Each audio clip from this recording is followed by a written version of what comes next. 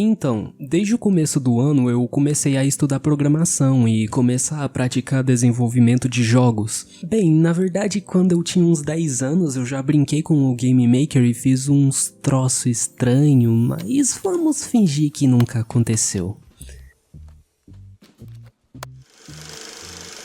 Eu tava querendo usar uma engine de jogos nova, porém a Unity não rodava no meu computador e a Unreal eu nem me atrevo a tentar, só de baixar o setup meu PC já foi diagnosticado com tuberculose de tanta fumaça que saiu dos seus pulmões. No final de tudo eu escolhi o Godot Engine porque ele é open source e mais user friendly. Eu segui algumas videoaulas de alguns canais de tutoriais como Heartbeat, GDQuest, Emilio, etc. além de estudar a documentação do Godot. Mas eu prefiro não aprofundar nesses projetos porque não são muito interessantes, eu só tô copiando o jogo pra aprender mesmo. Pra aprender sobre interface e sinais, a forma como o Godot chama os eventos ou observadores, eu fiz uma calculadora básica. Eu até hoje não sei criar uma calculadora nem em Lua sem usar o Love 2D, mas criar a interface de calculadora no Godot não foi uma tarefa muito complexa. Esse programa que eu fiz é simplesmente uma calculadorazinha básica, provavelmente falta algumas features, várias features, mas tanto faz. Eu sei, é um programa revolucionário com tanta demanda no mercado que só precisa de um investimento inicial para sair do chão e popularizar, e eu tô jogando dinheiro fora desistindo desse projeto, mas é uma oportunidade que terei de recusar pelo motivo de tô com preguiça. Desculpe, bilionários, me dói o coração dizer que vão ter que jogar dinheiro em outra startup. Aonde eu comecei mesmo foi copiando jogos famosos, como esse clone de Pong que eu fiz pra entender colisão e física. Eu aproveitei o quão fácil é pra criar iluminação no Godot e eu fiz meu Pong ser bem iluminado e bonitinho apesar da ausência de sprites. Eu não sou muito bom com manipulação de áudio, mas eu até que eu tô satisfeito com a musiquinha e os efeitos sonoros do jogo. Eu fiz esse Flappy Bird também, nesse eu tentei fazer ele um pouco mais detalhado e bonitinho. Eu fiz esse projeto para aprender sobre o sistema de animação. Esse clone de Tetris foi um saco de fazer e, sendo sincero, ele é bem bugado, mas eu acho que ele é até jogável até certo ponto. Se você ignorar o fato de que tu não passa de level sem clicar no botão de debug.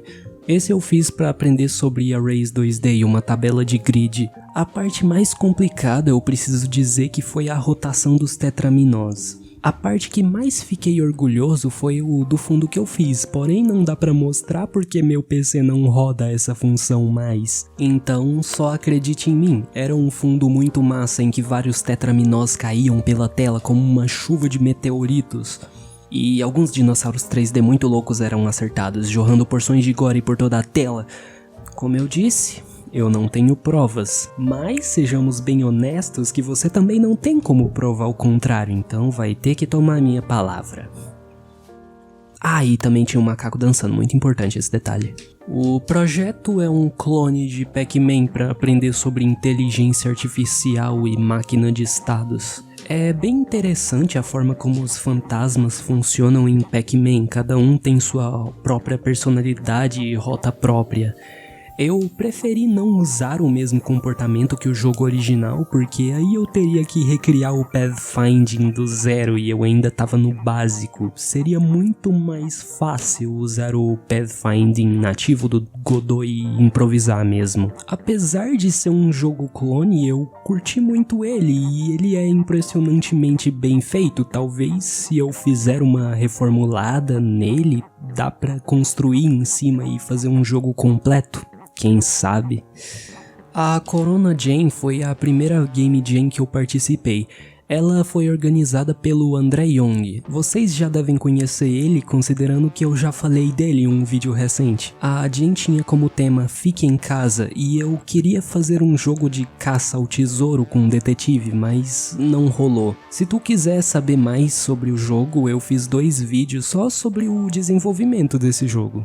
Vendo alguns tutoriais do Emilio, eu descobri que apesar de ser uma game engine, ele tem ferramentas bem robustas para a criação de interfaces visuais. Dá para criar programas próprios dentro dele. Teve gente que criou uma game engine de RPG baseada em voxels, um programa de pixel art, e o que eu achei mais impressionante foi um programa de pintura digital chamado Heavy Paint.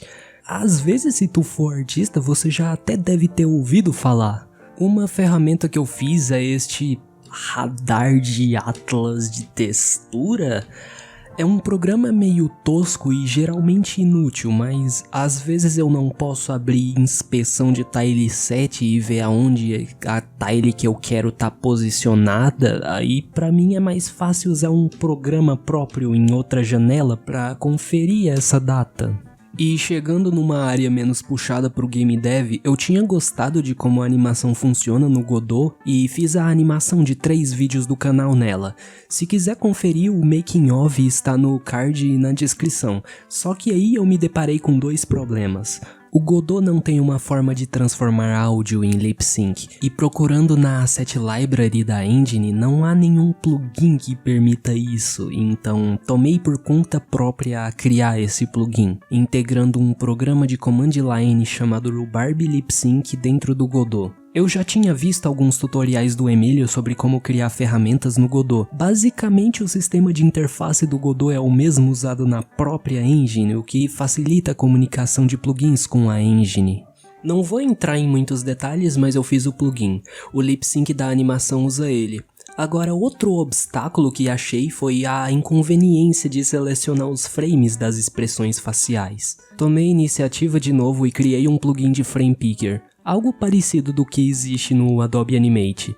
E, por último, atualmente estou desenvolvendo um plugin de gerenciamento de poses. Assim, ao invés de precisar posar o personagem individualmente, eu só uso poses pré-definidas, mas ele ainda está em progresso. Já tá há alguns meses em progresso, na verdade. Acredite, esse trem é insuportável de programar. Esse é um jogo que eu fiz para Game Jam Evolutron do André Young. Esse jogo era para ter um vídeo no canal também, porém quando faltava alguns minutos para encerrar a Game Jam eu fiquei confuso demais com a página do jogo da Game Jolt e acabei publicando o jogo alguns minutos atrasados por causa da interface merda do Game Jolt. 1 mês de desenvolvimento de jogo jogado no lixo. Mas pelo menos dá pra garimpar um pouco com um vídeo sobre o processo, mesmo que eu tenha perdido todo o progresso quando eu formatei o computador.